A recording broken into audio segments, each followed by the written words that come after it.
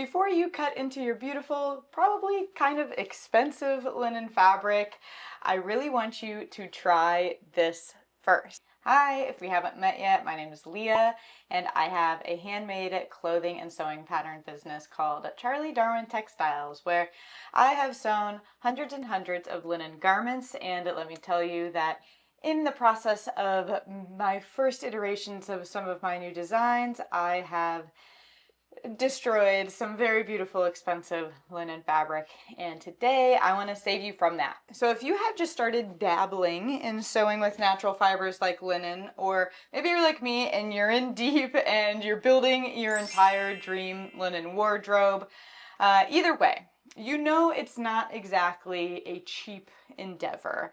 These plant-based fabrics, especially if they've been plant-dyed like my fabrics have been, they are very high value, durable fabrics. They feel infinitely more amazing on your skin. It is worth the money, but it does feel a little bit more intimidating to cut into it rather than like a clearance polyester fabric that you got off the rack.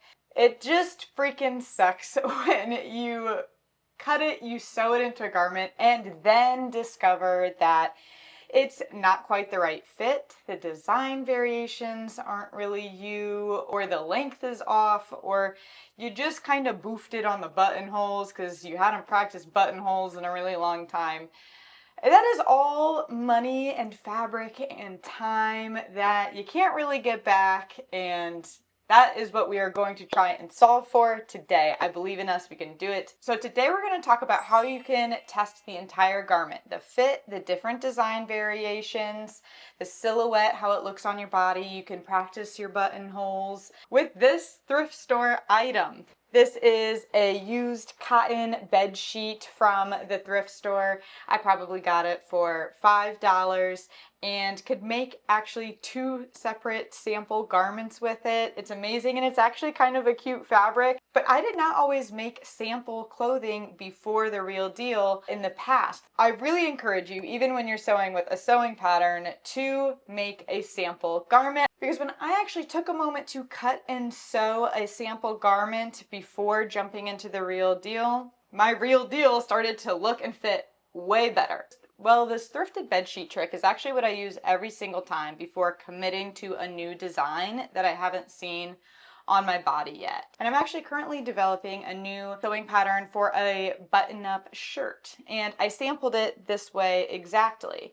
Now, if I was going to use someone else's sewing pattern that already exists, I would still use a bedsheet first, just because I don't know how that pattern is going to kind of fit or lay on my exact body proportions, and I might want to practice different elements of it. But you can see right here one of my early iterations of the new pattern I'm creating, which is the Wren shirt. It's a linen button-up. It's going to have 3 collar variations you can choose from. I think like 7 or 9 sleeve variations, all different types of pockets you can add. It's going to be a really fun and customizable version of a classic button-up shirt. I wear this shirt all the time with the band collar and the straight long sleeves. But I think you're going to love it. This pattern is launching probably around mid-August 2026. So go ahead and join my email newsletter if you want to be notified when that pattern releases. And if you're watching this after mid-August, then you can probably buy the pattern right now. Cool. So in this video today, I'm going to take you with me to the thrift store. I'll show you exactly which fabric I'd pick out, where I find it in the thrift store, and then we'll talk about all the stuff you don't need to do when you make the sample and all the stuff you do need to do when you make the sample, so that you can really start building your dream linen or natural fiber wardrobe in a way that actually fits your body, your aesthetic, your budget, your time and energy. Let's do it. Here we go.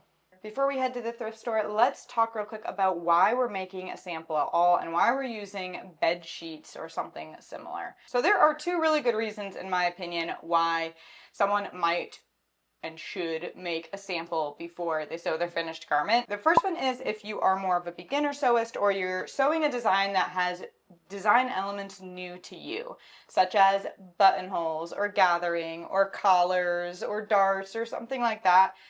Practicing it first is definitely going to get you better results. I know you're hoping for the best on that first one, but I have sad news for you, and that is that the first is always the worst. As someone who repeats makes multiple times, not only for my own closet, but I have actually sewed some of my designs like 100 times for my made-to-measure clothing customers, I can tell you definitively that the second or third time that I sew a garment is infinitely better than the first time I ever sewed it. And trust me, by like the 5th or 10th time, it turns out really pretty good.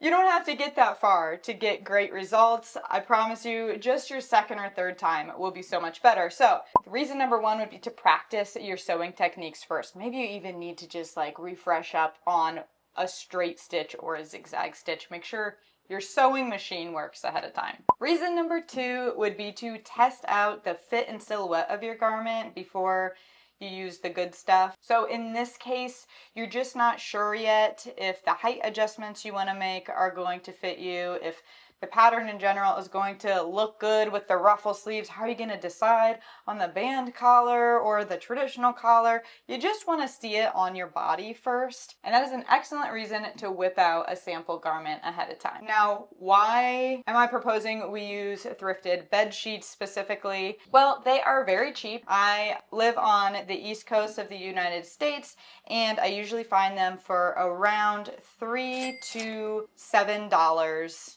for a queen to king sized bed sheet. That is so much fabric. I can usually get 2 or 3 sample garments out of fabric that big for less than $10, which is amazing. Pretty often you can find a cotton or a linen cotton or even pure linen bed sheet at the thrift store, which is exciting.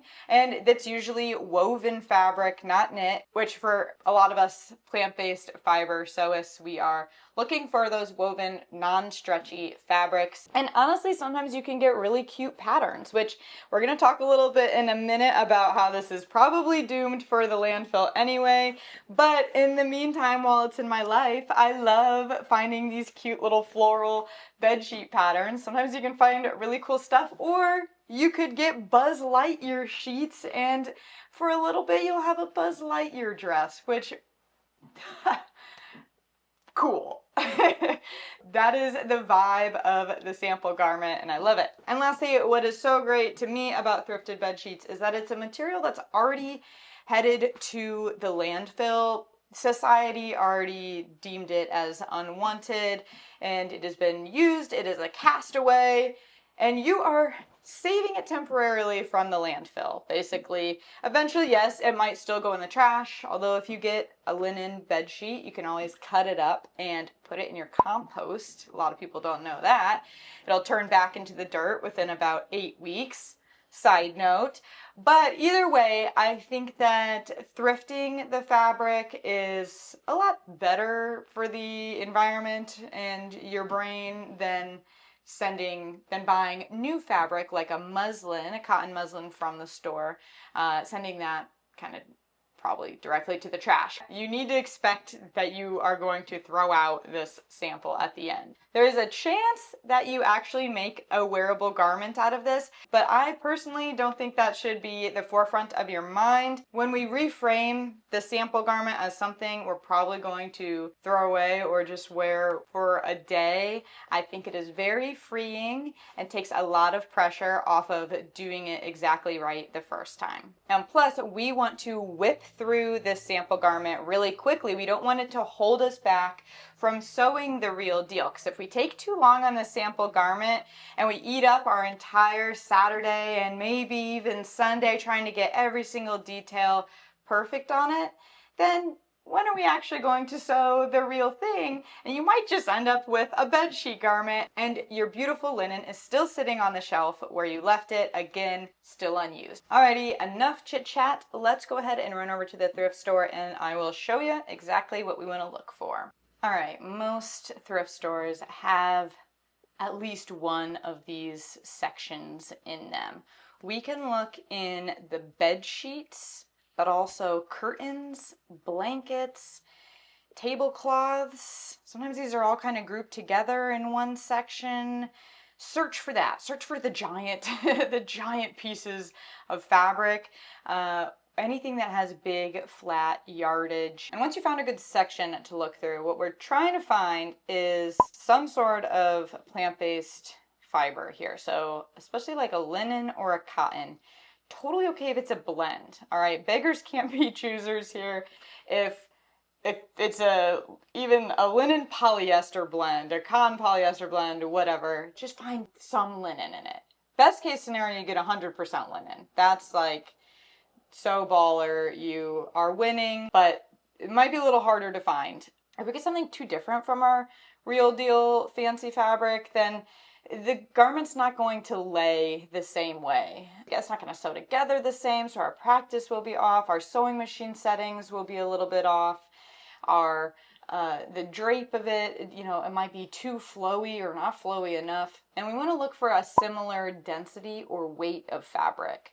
So if you think you're going to be sewing with like a medium weight fabric, look for a medium weight bed sheet here. Something also maybe with a similar weave. There are some bed sheets that are like so tightly woven that it almost feels like a piece of paper, and I don't know, those work. They're actually pretty crisp to sew with, but it just pre-warning you, it might not sew up exactly like your linen fabric will, but who cares? Okay, if that's all you can find is like a really crispy cotton sheet, thin and crispy, then that's what we're gonna get. Totally okay. Just saying, go with what you can get the closest to your real deal fabric of. Now, most likely, as you're flipping through these, you can find a garment label on there that says the makeup of the fabric. Let's talk about what else makes a good sample fabric from the thrift store. We want something that's enough yardage. Like I said, I think a king or queen bed sheet is your best bet. That is going to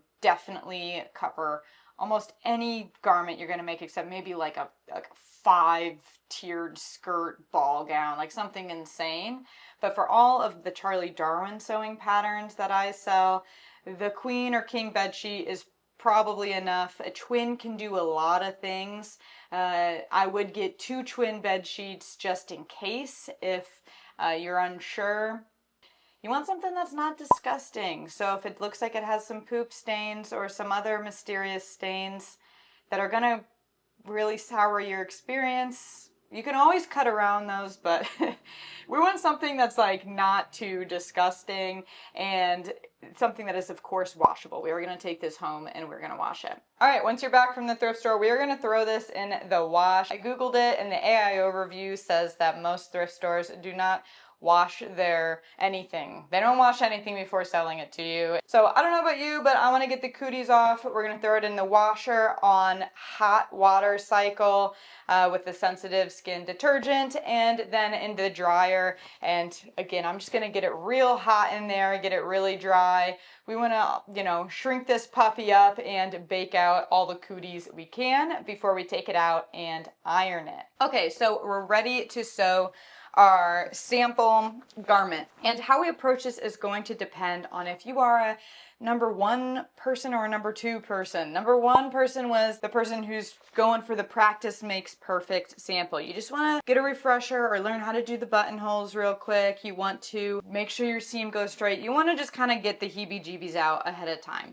If that's you, then you're probably going to want to approach this just the same way you would approach cutting and sewing the final garment, meaning do all the seam finishes, do the proper buttonholes and add the pockets, pretty much do the proper version of whatever you're wanting to practice. And if that's the whole garment, then that's the whole thing. Or maybe you do the short version until you get to the collar and you do the collar really well. Whatever.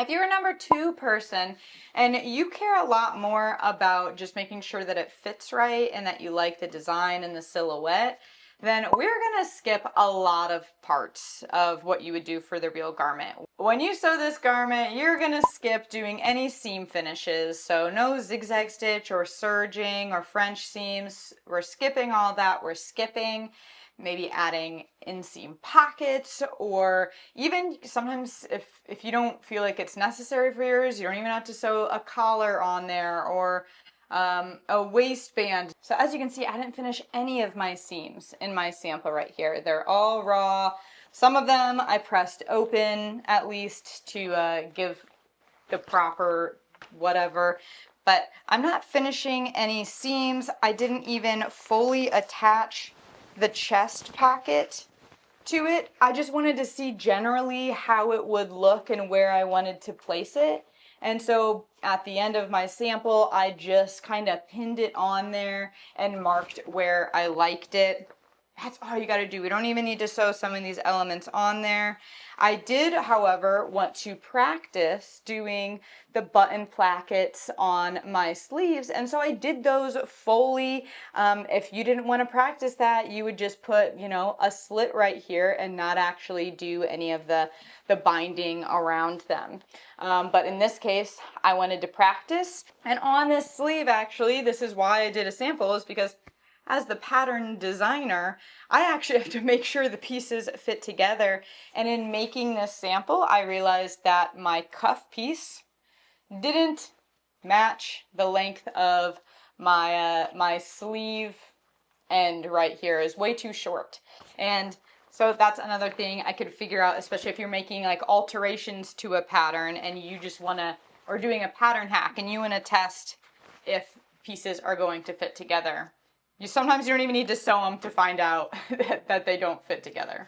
We're gonna skip as many fussy parts as we can because, like I said, I wanna get us to just the core goal we have so we can move on to our final garment. I know that we don't have unlimited time here. We wanna keep it moving. Keep our motivation up because you don't wanna get burnt out just on the sample. But that being said, there are a few things you should still definitely care about when you're sewing your sample. The first thing is that you're cutting very accurately. So when you're tracing and cutting out your pattern pieces, be on point about that, because otherwise if you get loosey-goosey and sloppy, it's not going to be an accurate representation of the fit. And along those lines, we'll also definitely want to keep the seam allowance that the pattern instructs you with, because again, if you do the wrong seam allowance, you're going to get a different fit. You might make fit adjustments then that don't make any sense.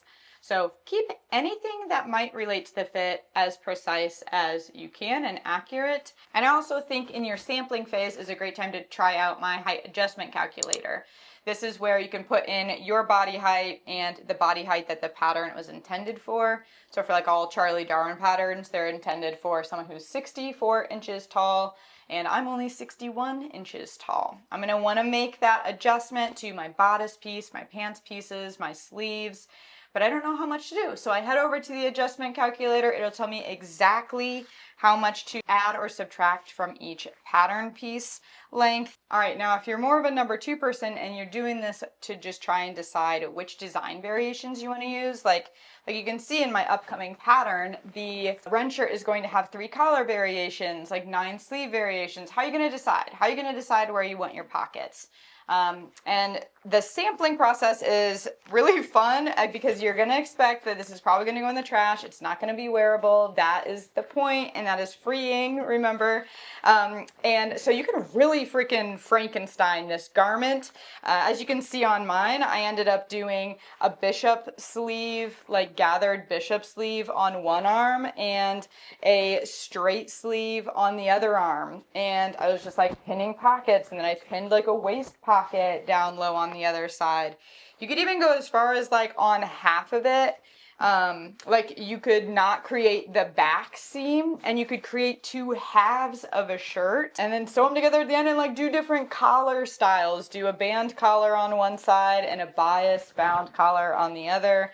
That is the fun way to play around with it. And then when you stand in the mirror, you do like a, you know, like a side look at one side, look at the other side, kind of like when you're comparing which shoes to wear, and you can see a little bit better. And I will say, if you want even more support with this, you should check out my Darwin's Design Studio over on my website at charliedarwintextiles.com. The Design Studio is like a cute little tool that I coded so that you can actually try on all the different design variations that are packed into my sewing patterns. And you can mix and match them and put them on the mannequin. But yeah, I'm not like an expert coder, so I couldn't figure out how to make this vary by body size. And that's why I do think making the sample in real life is helpful, so you can actually see it proportionally on your own body. Now, when you're sewing together your sample garment, generally follow the pattern instructions loosely to get to where you need to be. But if you're pretty skeptical about how the garment is going to fit you, you might try sewing with like a slightly longer thread length and be a little less robust with your back stitching, because once you sew it all together and you put it on your body, we're going to treat this like it's a piece of paper at this point. And luckily, bed sheets are super easy to write on with pencil, pen, whatever you want. We're going to write on it even with like a permanent thing. We're going to make it messy. This is our paper, our notes right here. So when you put on your practice garment, and let's say you're moving around where you might want your pocket to be, you can come right in here. I've got my pins in place. I can just straight up draw on it like a piece of paper where I want that pocket to be, where I want those pocket points to be. I could also say, I like this, but my sleeve is, let's say, too long. I want it to be more of a 3/4 length sleeve. You can draw directly on the sleeve where you want to cut it off. And that makes it easier, so when you take this off, you can just quickly measure with a measuring tool how much you're going to take off of your paper pattern. You might also find that places in seams need it to be a little bit different for you. So this could be the moment where you realize, oh, I wish my shoulder seam was higher or lower, and write that on the pattern, and then head over to YouTube where there's a bazillion tutorials showing you how to make something like a shoulder adjustment or a full bust adjustment. Take what you get from the sampling process to the internet, and if you're feeling stuck, there is someone on the internet who has solved that problem before, I promise. And then from the adjustments that you see that you want to make, or the placements, or you've made design decisions, what I do next is add it to my notebook. I just put, let's see, right here, I've got edits, and then I listed out all of the edits after making my first sample of what I needed to change on my pattern to make it be a better fit. And the reason I said to do maybe a larger stitch length and less back stitching is because if there's somewhere where you want to add a dart or a gather or move a dart or something like that, it might be easier for you to actually unpick the stitches on your sample and see maybe where you drew something out, where you pinched it, and you can kind of play with the fabric that way and then transfer it back to your paper sewing pattern. But once you've got all of your practice and your notes done on your sample, we're ready to take this to the next level. You could either create a second bedsheet sample with all of your adjustments. If you have bigger adjustments to make, like you need to try out a full bust adjustment, or you need to fully change the shape of the sleeve or something like that, then you might want to try at least a partial version of another sample just to get that part, that kink worked out on it.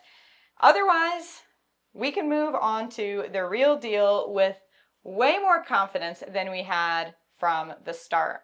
And the bonus that sometimes people find here is that they actually love the bed sheet that they chose, and you can actually use it to create a real working garment in your wardrobe. Now, once you've made your test garment, I know we're not trying to drag this process on too long, but try and wear it, if it's wearable, for as long as you have time for. So I'll often make something in a bed sheet and just wear it around my house for the evening, for the whole day, for even a couple days, because I want to see what the stress points are for me. Where is it uncomfortable, pulling, just driving me insane as I'm doing like normal daily tasks? Because sometimes when you just stand in front of the mirror, you're not really getting the full vibe of what would it feel like when I bend over and reach for something versus when you lift your arms up high is like your whole crotch showing under the dress. Like, you gotta kind of wear it around for a little bit. And I think that's a really high value tip that a lot of people miss.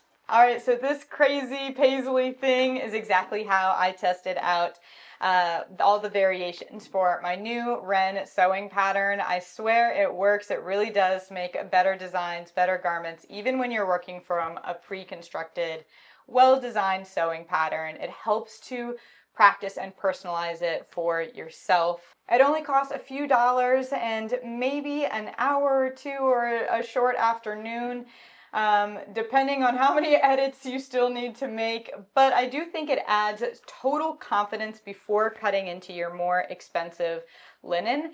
And sometimes that's what you need, because otherwise, without confidence, either you boof the linen or you leave it on your shelf forever because you're too scared to jump into it in fear of making some mistake.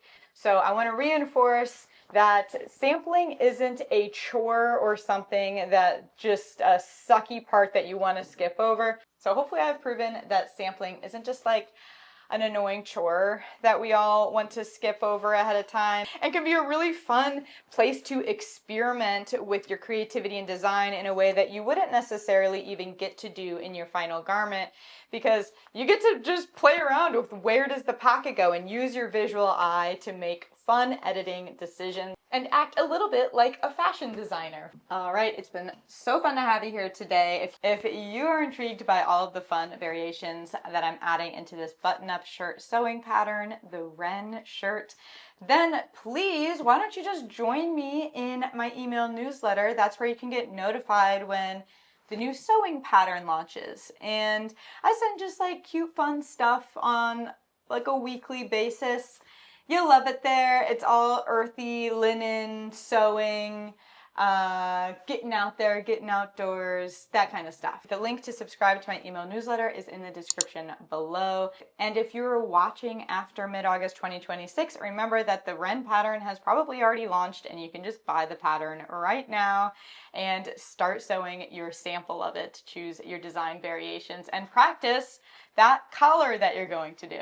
In the next video, I'm hoping to walk through all of the design variations that I'm putting into this pattern and take you along the way of how I make those decisions for a good visual balance on a button-up shirt. I think you're gonna love it. I'm excited to make it, and I'm excited to see you there. Thanks so much, guys. I will see you in the next one. So bye-bye for now.